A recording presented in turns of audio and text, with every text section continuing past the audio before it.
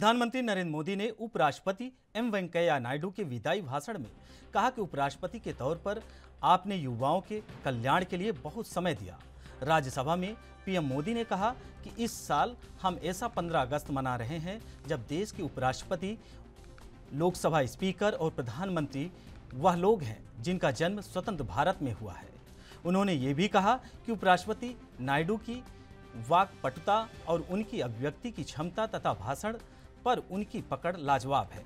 PM ने कहा कि आपके वन लाइनर्स विट लाइनर्स हैं, वे विन लाइनर्स भी हैं। इसका मतलब है कि उन पंक्तियों के बाद और कुछ कहने की जरूरत नहीं है।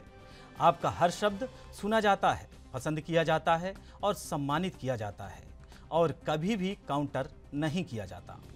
उनको नेतृत्व देने की आपकी जिम्मेदारी भले ही पूरी हो रही हो, लेकिन आपके अनुभवों का लाभ भविष्य में सुदीर्घ काल तक देश को मिलता रहेगा। हम जैसे अनेक सार्वजनिक जीवन के कार्यकर्ताओं को भी मिलता रहेगा। आदरणीय सभापति महोदय, आजादी के अमृत महोत्सव में आज जब देश अपने अगले 25 वर्षों की नई यात्रा शुरू कर रहा है, तब देश का नेतृत्व भी एक तरह से एक नए युग के हाथों में है। हम सब जानते हैं कि इस बार हम एक ऐसी 15 अगस्त मना रहे हैं जब देश के राष्ट्रपति, उपराष्ट्रपति, स्पीकर, प्रधानमंत्री सबके सब वो लोग हैं जो आजाद भारत में पैदा हुए हैं।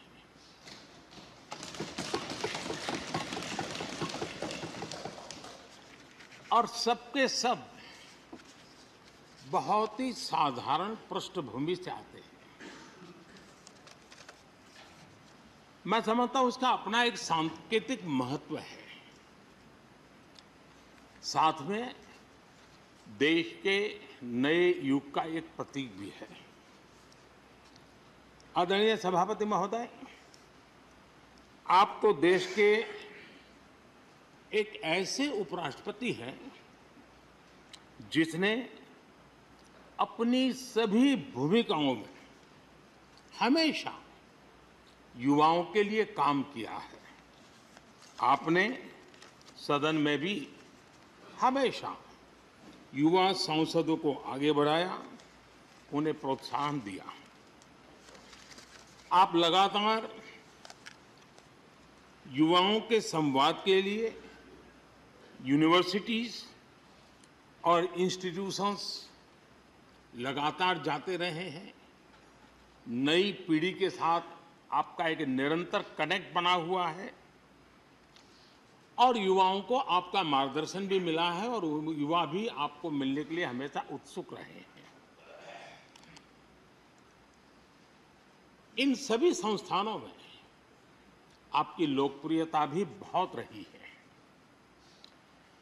मुझे बताया गया कि वाइस प्रेसिडेंट के रूप में आपने सदन के बाहर जो भाषण दिए, उनमें करीब करीब 25% युवाओं के बीच में रहे हैं।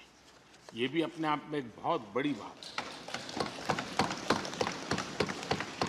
आदरणीय सभापति महोदय, व्यक्तिगत रूप से मेरा ये सौभाग्य रहा है कि मैंने बड़े निकट से आपको अलग अलग भूमिकाओं में देखा है। बहुत सारी आपकी भूमिका ऐसी भी रही जिसमें आपके साथ कंधे से कंधा मिलाकर कार्य करने का भी मुझे सौभाग्य मिला है। पार्टी कार्यकर्ता के रूप में आपकी वैचारिक प्रतिबद्धता रही हो, एक विधायक के रूप में आपका कामकाज हो, सांसद के रूप में सदन में आपकी सक्रियता हो, भारतीय जनता पार्टी के अध्यक्ष के रूप में आपका सांगठनिक कौशल्य और लीडरशिप की बात हो, कैबिनेट मंत्री के रूप में आपकी मेहनत, नवाचार का आपका प्रयास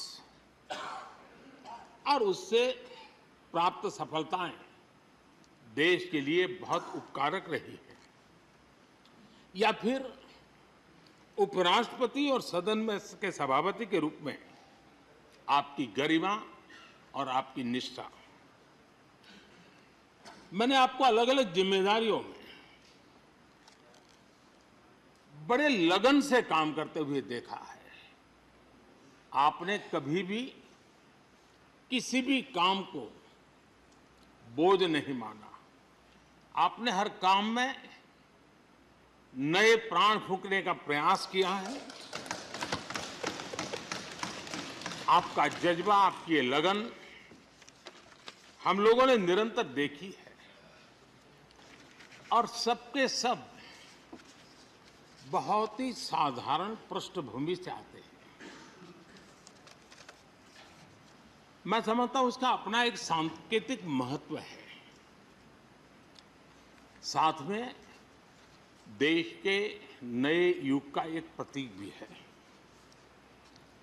आदरणीय सभापति महोदय, आप तो देश के एक ऐसे उपराष्ट्रपति हैं जिसने अपनी सभी भूमिकाओं में हमेशा युवाओं के लिए काम किया है। आपने सदन में भी हमेशा युवा सांसदों को आगे बढ़ाया, उन्हें प्रोत्साहन दिया। आप लगातार युवाओं के संवाद के लिए यूनिवर्सिटीज और इंस्टीट्यूशंस लगातार जाते रहे हैं। नई पीढ़ी के साथ आपका एक निरंतर कनेक्ट बना हुआ है, और युवाओं को आपका मार्गदर्शन भी मिला है, और युवा भी आपको मिलने के लिए हमेशा उत्सुक रहे हैं। इस सदन के सम्मान का उदाहरण है। मैं आशा करता हूं कि आपके कार्य, आपके अनुभव आगे सभी सदस्यों को जरूर प्रेरणा देंगे। अपने विशिष्ट तरीके से आपने सदन चलाने के लिए ऐसे मानदंड स्थापित किए हैं जो आगे इस पद पर आसीन होने वालों को प्रेरित करते रहेंगे। जो लेगेसी आपने स्थापित की है, राज्यसभा उसका अनुसरण करेगी, देश के प्रति अपनी जवाबदेही के अनुसार कार्य करेगी। इसी विश्वास के साथ आपको पूरे सदन की तरफ से, मेरी तरफ से अनेक अनेक शुभकामनाएं देता हूं। और आपने देश के लिए जो कुछ भी किया है, इस सदन के लिए जो कुछ भी किया है, इसके लिए सबकी तरफ से ऋण स्वीकार करते हुए मैं आपका धन्यवाद करता हूं। बहुत बहुत शुभकामनाएं।